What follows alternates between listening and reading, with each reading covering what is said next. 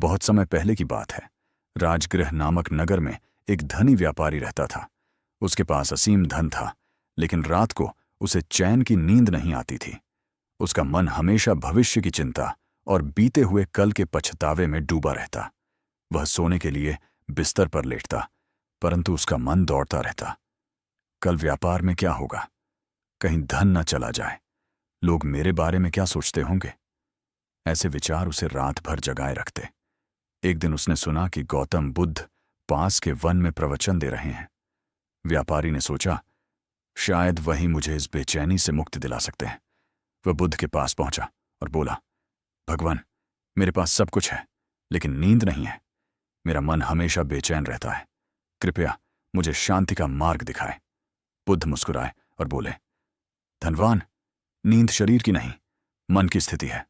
मन शांत होगा तो नींद अपने आप गहरी हो जाएगी। आओ, मैं तुम्हें एक उपाय बताता हूं। बुद्ध ने व्यापारी को एक पेड़ के नीचे बैठाया और कहा, जब तुम सोने जाओ तो सबसे पहले अपने श्वास पर ध्यान दो। धीरे धीरे श्वास लो और धीरे धीरे छोड़ो। हर सांस के साथ महसूस करो कि तुम्हारे मन का बोझ हल्का हो रहा है। फिर अपने दिन को याद करो। जो अच्छा हुआ उसके लिए आभार व्यक्त करो, और जो गलत हुआ उसे मन से जाने दो। कल एक नया दिन है। अंत में अपने हृदय में करुणा भर दो। सोचो कि सारी दुनिया सुखी हो, सारे प्राणी शांत हों। जब तुम्हारा मन करुणा से भर जाएगा, तब गहरी नींद तुम्हें अपने आप मिल जाएगी। व्यापारी ने बुद्ध की बातें मानी। उस रात उसने अपने बिस्तर पर लेटकर पहले श्वास पर ध्यान दिया, फिर आभार व्यक्त किया और अंत में करुणा का भाव मन में लाया। धीरे धीरे उसकी बेचैनी दूर होने लगी।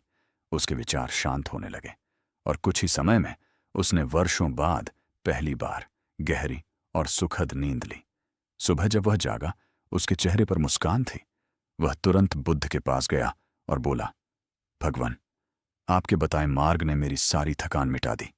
अब मुझे समझ आया कि असली नींद बाहर से नहीं, बल्कि भीतर की शांति से आती है। बुद्ध ने कहा, याद रखो, जो व्यक्ति वर्तमान में जीना सीख लेता है, वह सबसे सुखी और शांतिपूर्ण नींद पाता है। दोस्तों, इससे हमें यह सीख मिलती है कि गहरी नींद पाने के लिए हमें अपनी सांसों पर ध्यान, आभार का भाव और करुणा को जीवन में अपनाना चाहिए। जब मन हल्का और शांत होता है, तभी नींद गहरी और आनंदमयी होती है। नमो बुद्धाय।